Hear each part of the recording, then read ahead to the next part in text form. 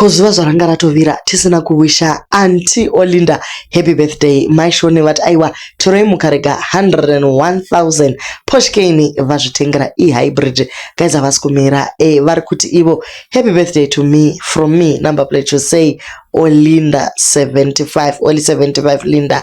Okay, uko dedistanawo vabva vatengawo bhutsu ye 277 pounds. Zvese zviri kufamba zvakanaka. Welcome back to your channel. Please don't forget to like and subscribe. Munozviziva kana nyaya dzichinakidza here. Tinenge takutomanya isu nenyaya tisina kumhoresana. Imika netsika dzedu dzatorasika zvachose. Stana wati iye vapei vafare vakadzi ava ndokubva paisiwa bhutsu inoti dhurei. Mama netizens ari kuti beautiful kana asiri iye azvitengera zvoita kunge mudharadziva ndivo kumukomana ka hatisi kumuziva isu actually tinotomuziva. Bhutsu iyi ndotenga stand kumusha ndikatovaka karaundi kangu ndikagara nevana inoita 277 pounds ichibva pa 377 itori pa special uye akatodzika. Dziva ndipo panoti murume ane love apa real love chaiyo chaiyo. Kumashure kwese guys tinonyatsozviziva kuti dziva vatombomise birthday raOli chero zvikaita sei. Hatizivi kuti mukomana inyaya kuti these are star crossed lovers here kana kuti chii, but chatiri kuziva ndechekuti dziva ka tete vakanyura guys, she's inside. Pain iri kuenda kuna mukomangomo vakanyarara kuti zii. It's giving him muskana ari kunyora. May it not end in lives. My life aya hatimade zvachose because this man does something to your actual soul. Olinda, please. I've always felt your connection was stronger than the one with the little man Cocomelon. This man mellows you out.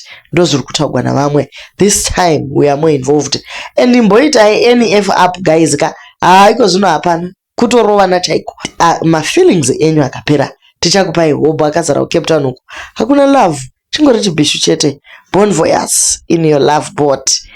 Ndo zvinoitiwa kaizvi. The heart mozia. Munozwa nyaya dzina Olinda itikada kuigara pasi unotoona kuti the heart wants what it wants. Chero zvikadi but isusu tiri kungoti life is too short. Olinda ngazvienjoyirire life yake murudo. Daisy hana kutanga nasi kudiwa guys. Nyaya inguvepo ndekungoti papa ne long distance yanga yakanyanyisa.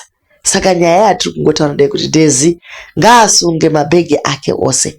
Otora tubhutsu twake twose twawachiwa okwira bhazi ondogarira ikoko. Pedo nemudiwa wake zvibve zvangopera. Nekuti mukomana akaramba ari kune imwe nyika vachita zvekuflya in out. Munhu anozowana kama maprojects achishandisa mari yepepi. Tingoti this time they should learn from their mistakes. Vogara vose semhuri, vokurisa vese vana nandi nevakomana vakuru vari mumba imwe chete. Izvi zvinotoconfuse chero vana. Vanombomuti ndi uncle, next minute vodzoka vaadhidi, pombo ya stepfather vodzoka zvevari uncle. Asi kuzinwa kudzoka zvaride. Regaiti zvirege. Cut. Thank you guys so much for watching. Please don't forget to like, share and subscribe.